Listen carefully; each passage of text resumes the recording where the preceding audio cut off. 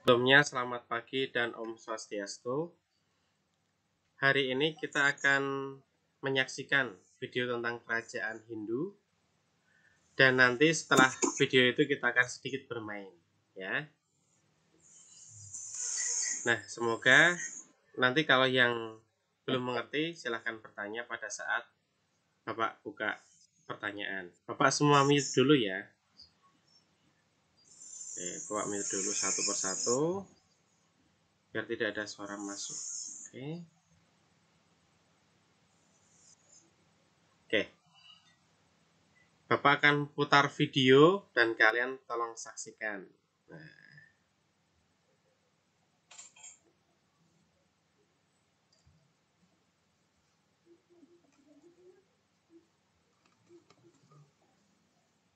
Sudah terlihat? Belum.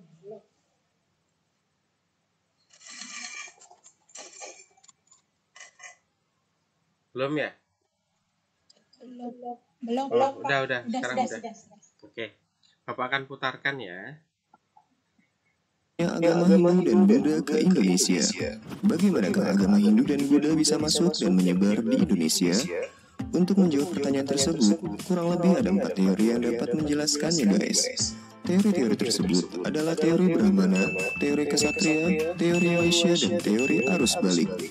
Sebenarnya ada satu teori lagi, yaitu teori Sudra yang dikemukakan oleh Van Weber.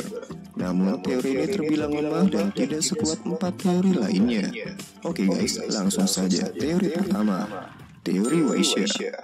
Teori yang dikemukakan oleh N.J. Krum ini menyebutkan bahwa golongan Waisya atau pedaganglah yang berperan aktif menyebarkan agama Hindu dan Buddha di Indonesia. Hubungan dagang antara India dan Indonesia sudah berlangsung sejak abad 1 Masehi. Kepulauan Indonesia merupakan jalur laut perdagangan dari Tiongkok menuju Timur Tengah ataupun sebaliknya. Pada mulanya, para pedagang India berlayar untuk berdagang. Pada masa itu, jalur perdagangan hanya ditempuh melalui jalur laut, dan mereka menggunakan kapal layar untuk menuju destinasi perdagangan. Hal ini menyebabkan mereka bergantung pada musim angin dan kondisi alam. Bila musim angin tidak memungkinkan, maka mereka akan menetap lebih lama dan menunggu musim yang baik.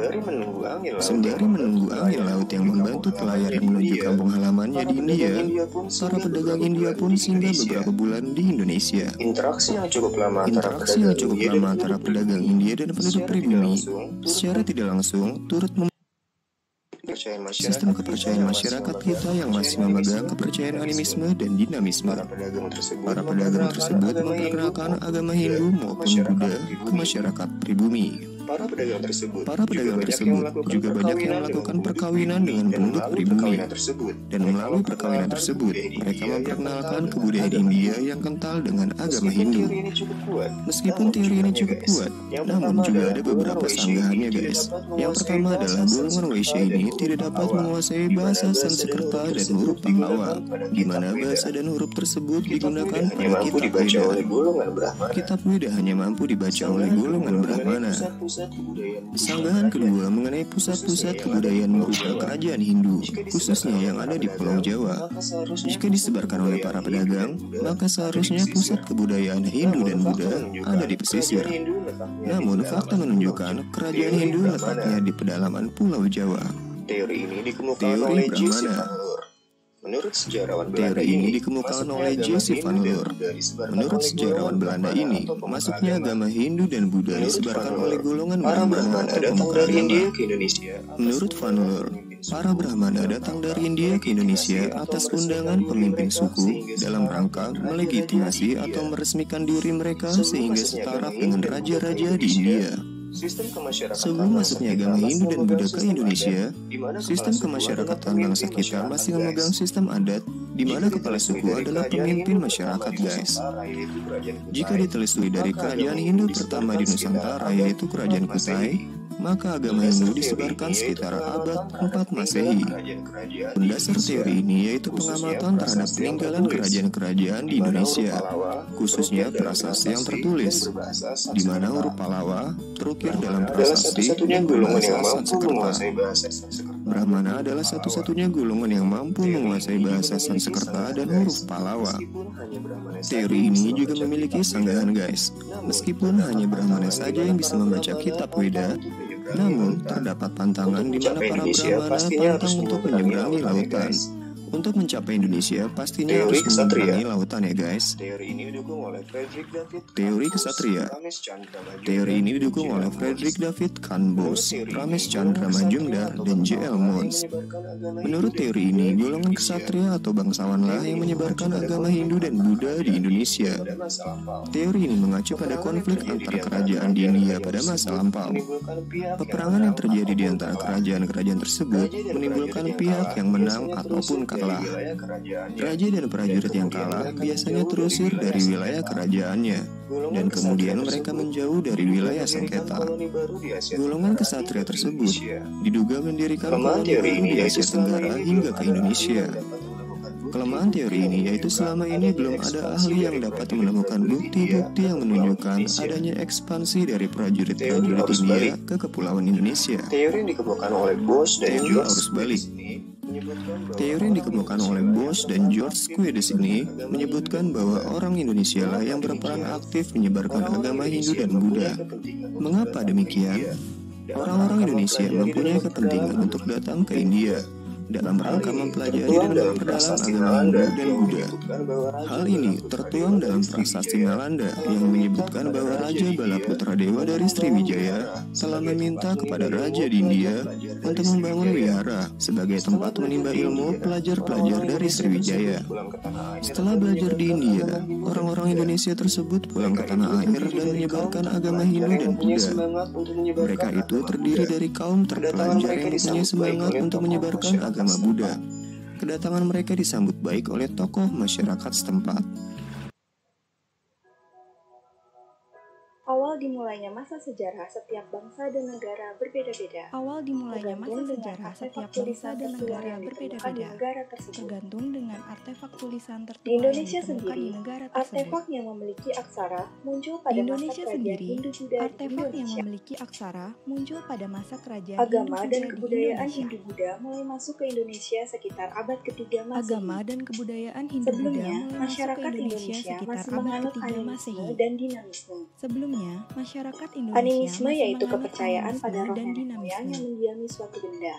Animisme Sedangkan yaitu kepercayaan dinamisme pada yaitu roh kepercayaan nenek moyang bahwa yang segala mendiami suatu sesuatu benda. memiliki kekuatan gaib. Sedangkan dinamisme yaitu kepercayaan bahwa Penyebaran segala agama sesuatu Hindu-Buddha memiliki di kekuatan Indonesia gaib. berkaitan erat dengan hubungan dagang antara Penyebaran agama Indonesia dengan Hindu-Buddha di Cina dan Indonesia India. berkaitan erat dengan hubungan Sambil dagang berdagang, antara Indonesia para pedagang dengan asing Cina dan berinteraksi India. dengan penduduk setempat Sambil dan mengenalkan berdagang, agama para serta pedagang kebudayaan asing Hindu-Buddha. berinteraksi dengan penduduk setempat dan Para mengenalkan ahli agama sejarah serta mengemukakan kebudayaan beberapa Hindu-Buddha. teori mengenai masuknya pengaruh Hindu-Buddha ke Para ahli Indonesia. sejarah mengemukakan beberapa teori Teori mengenai pertama masuknya yaitu pengaruh teori Hindu-Buddha Brahmana ke oleh Indonesia. Fowler.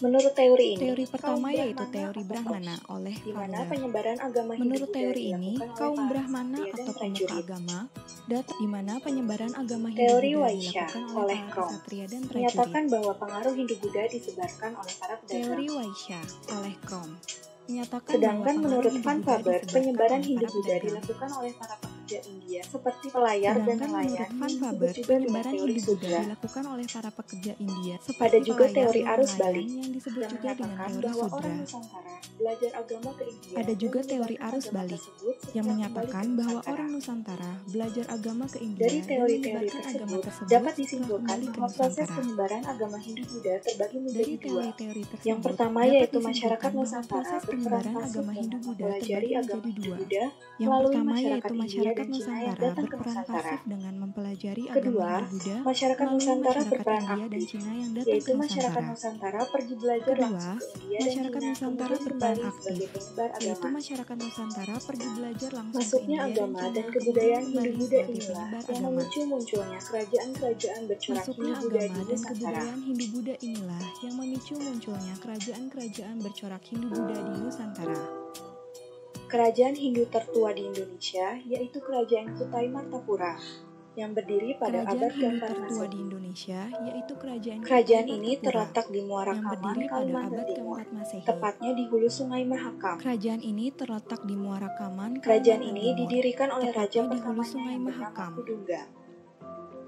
Nama Kerajaan Kutai ini diberikan oleh didirikan para oleh ahli raja karena pertamanya tidak ada yang bernama peninggalan yang Kudungga. secara jelas menyebutkan nama kerajaan Nama ini. Kutai diberikan oleh para ahli Kerajaan karena Kutai tidak ada mengalami peninggalan masa yang secara kejayaannya jelas di bawah menyebutkan nama pemerintahan Raja kerajaan ini. Mulawarman, yang merupakan anak Kerajaan dari Kutai Asma mengalami Warman dan masa cucu dari kejayaannya di Kudungga. bawah pemerintahan Raja Hal ini Mulawarman yang diketahui dari merupakan peninggalan anak dari sejarahnya Asma yang Warman berupa dan 7 cucu dari prasasti Kudungga. Yupa, yang ditulis menggunakan Hal ini bahasa diketahui Sanskerta dari dan peninggalan huruf Pallawa. sejarahnya yang berupa 7 prasasti Yupa Yupa, tersebut yang ditulis merupakan tugu menggunakan batu bahasa peringatan Sanskerta yang dan dibuat huruf oleh para Pallawa. Brahmana atas kedermawanan Yupa Raja tersebut Mulawarman. merupakan tugu batu peringatan yang dibuat Prasasti oleh yang para ditulis dalam Brahmana tiang atas batu merupakan kedermawanan ciri khas Raja kebudayaan Mulawarman. Kerajaan Kutai.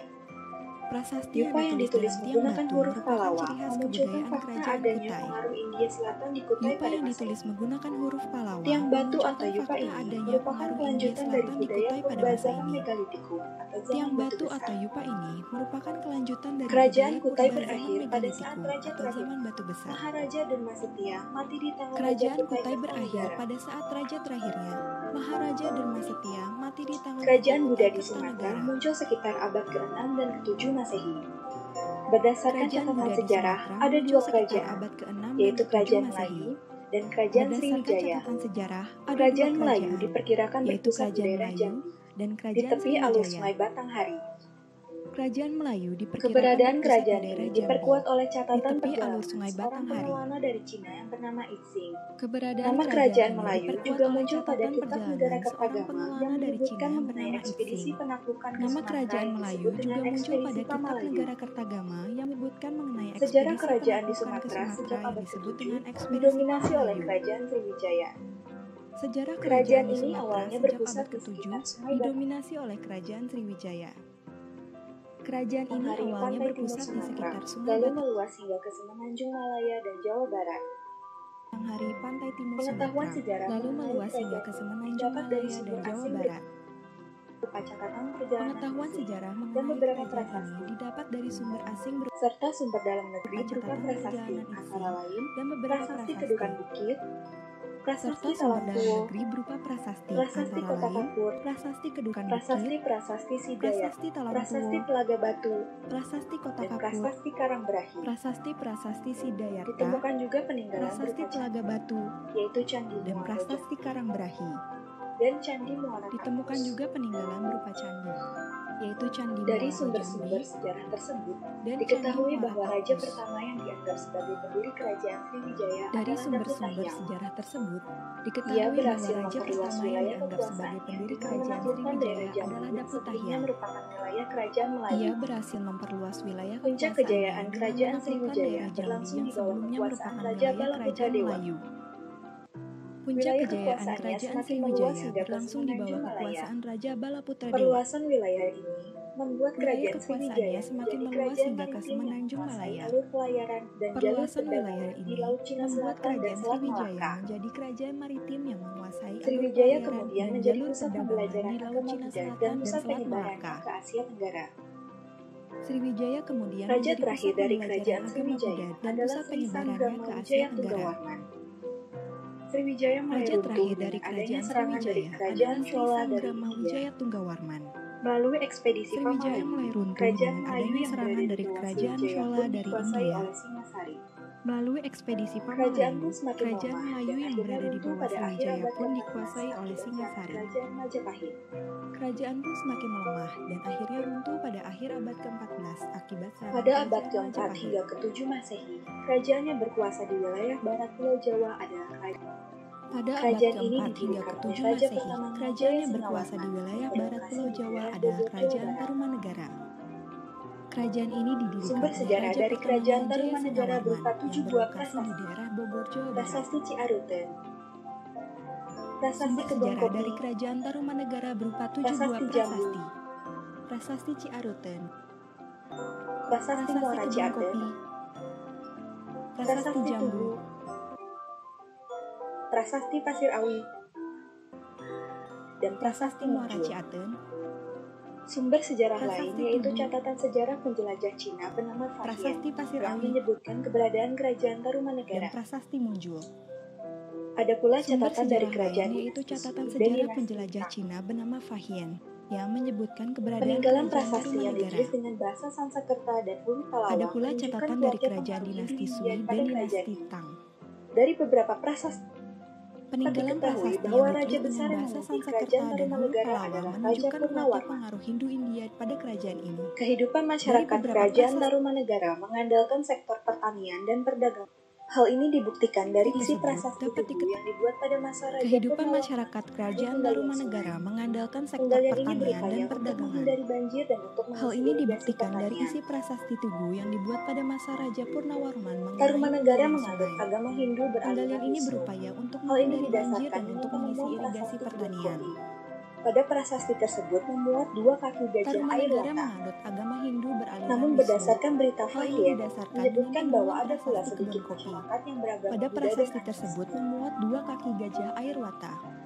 Pada tahun Namun berdasarkan 670, berita pada akhir Fahian, nafas menyebutkan kerajaan bahwa ada Tarumanegara, pula sedikit Tarus masyarakat Bawa yang yang beragama menggantikan Buddha Raja dan Linggawarman, animisme. membagi 2 kerajaan menjadi kerajaan Sunda yang Pada dipegang tahun oleh Tarus Bawa 670, dan pada kerajaan akhir Galuh yang nafas dipegang kerajaan oleh Tarumanegara, Retikandanu. Tarus Bawa yang menggantikan Raja Linggawarman, membagi 2 kerajaan menjadi kerajaan Sunda yang dipegang oleh Tarus Bawa dan kerajaan Galuh yang dipegang oleh Retikandanu. Kerajaan ini kemudian berkembang menjadi kerajaan Pajajaran di Galuh, Jawa Barat. Berdasarkan penemuan prasasti Sang Hyang Tapa, Kerajaan ini kemudian diperkirakan bahwa berkembang menjadi pusat kerajaan kerajaan Pajajaran yang dari awalnya Galuh ke bertempat di Pakuan Galuh, Jawa Pajajaran di Barat. Jawa Barat bagian tengah dengan raja yang berkuasa yaitu Sri Berdasarkan Jayapati. penemuan prasasti Sang Hyang Tapa, Selanjutnya, pada diperkirakan masa bahwa pusat pemerintahan kerajaan Dinda dipindahkan dari kerajaan Galuh ke Pajajaran Pakuan sempat Pajajaran terlibat di dalam Jawa perang Barat bubat bagian tengah dengan kerajaan dengan raja yang Majapahit yang berkuasa saat itu yaitu Sri diperintah oleh Jayapati. Hayam Wuruk. Selanjutnya, Sumber-sumber pada rujukan masa tertua pemerintahan mengenai Lingga adanya Buana, perang ini kerajaan tercantum dalam Pajajaran serat sempat para terlibat raton dalam perang serta bubat Tudung dengan Sunda. kerajaan Majapahit yang saat itu diperintah oleh Hayam Wuruk. Kerajaan ini mengalami masa Sumber-sumber keemasan rujukan pada tertua masa mengenai pemerintahan adanya Sang perang Praduga ini Maharaja tercantum Ratu dalam Jaya serat para Dewata raton serta atau Tudung lebih Sunda. dikenal dalam literatur Sunda sebagai Prabu Siliwangi. Kerajaan ini mengalami masa keemasan Di pada Bogor, masa dibangun pura pemerintahan untuk Sri Baduga menghormatinya, Maharaja bernama Ratu Pura Jaya Dewata Parahyangan Agung atau Jagakarta. lebih dikenal dalam literatur Pada Sunda masa sebagai pemerintahan Prabu Ratu Jaya Siliwangi. Dewata, mulai ada penduduk Pajajaran Di yang Bogor, agama dibangun Islam. pura untuk menghormatinya, bernama Pura Parahyangan Pada Agung pemerintahan Jagakarta. selanjutnya, kerajaan Pada Pajajaran masa runtuh pemerintahan akibat Ratu serangan Jaya bertubi-tubi Dewata, dari mulai pasukan ada kerajaan penduduk Islam Pajajaran Banda. yang menganut agama Islam. Pada Sebagian pemerintahan orang yang selamat selanjutnya, dari kerajaan serangan itu Pajajaran menyingkir ke runtuh akibat pedalaman dan serangan membentuk bertubi-tubi dari komunitas yang pasukan mengisolasi kerajaan diri Islam mereka Banten. dari luar. Sebagian peneliti berpendapat bahwa komunitas inilah yang sekarang bernama suku Baduy. Sebagian orang yang selamat dari serangan itu menyingkir ke pedalaman dan membentuk komunitas yang mengisolasi diri mereka dari luar. Sebagian peneliti berpendapat bahwa komunitas inilah yang sekarang bernama suku Baduy. Kisah kerajaan-kerajaan Hindu-Buddha di Indonesia tidak terhenti sampai di sini. Pada episode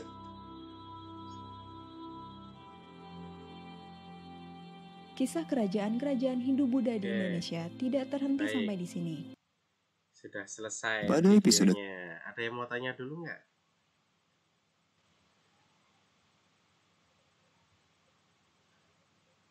Tadi baru ada Kutai sama Tarumanegara ya untuk kerajaannya ya. Ada yang mau bertanya? Yang satu Sriwijaya tadi baru itu kerajaan Buddha. Yang kerajaan Hindunya baru Kutai sama Tarumanegara. Itu yang ada di Pulau Kalimantan dan Pulau Jawa. Itu yang pertama kali ada di Indonesia. Ada yang bertanya nggak?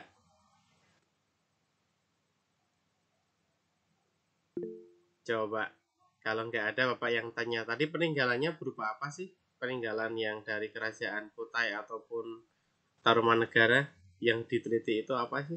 Tahu nggak? Silahkan open mic bagi yang tahu.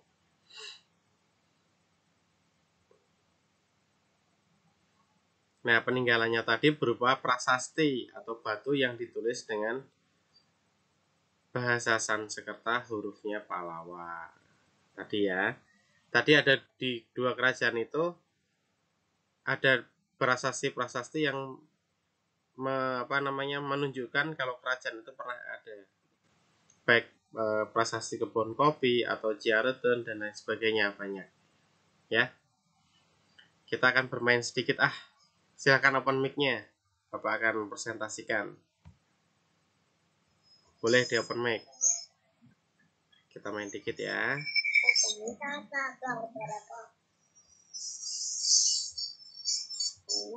Oke.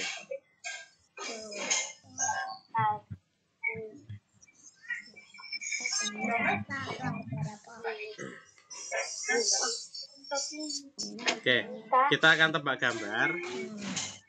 Tapi sebelum tebak gambar, kita lihat nih. Ini hurufnya berwarna apa? Hitam ya. Ini berwarna hitam. Terus yang kedua, hurufnya berwarna apa? Merah. Berarti kalian tidak terjebak dengan tulisan ya. Kalau sekarang hurufnya berwarna ungu. Kira-kira ini gambar apa?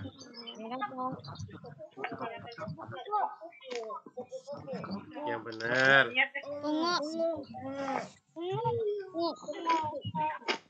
Kita buka ya. Kita buka ya, coba. Coba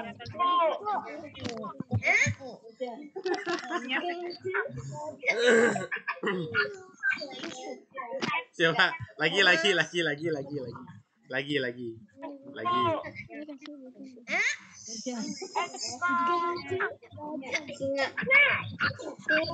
Yang benar. Yang benar. Kita buka ya.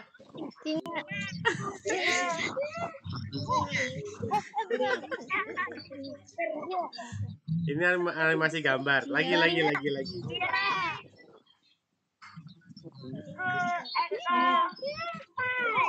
Ada yang bilang tupai. Kalau tikus nggak mungkin, ekornya kan banyak bulunya. Ada yang bilang kelinci. Oke. Kita akan buka lagi. Kepalanya berubah jadi apa ya kira-kira ya? Iya.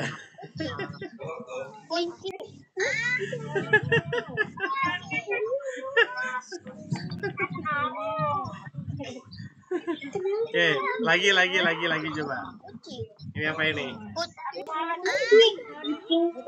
Ada yang bilang kucing, ada yang bilang guguk. Apa lagi?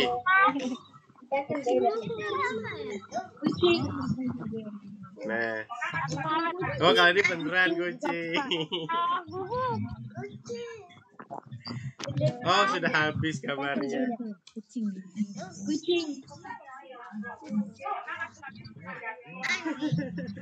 Sudah, gamenya itu dulu nanti nambah lagi buat minggu depan. Oke, ada yang mau tanya dulu nggak tentang yang pelajaran hari ini sebelum Bapak tutup? Nanti minggu depan kita bermain kuis ya. Kuisnya dari materi yang kemarin sama yang hari ini ya. Kuis online. Jadi yang online yang bisa masuk nanti. Main kuisis kita nanti. Oke. Kalau nggak ada yang tanya, kita tutup aja hari ini.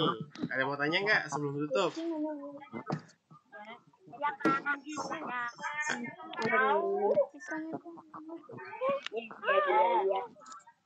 Nggak ada yang tanya?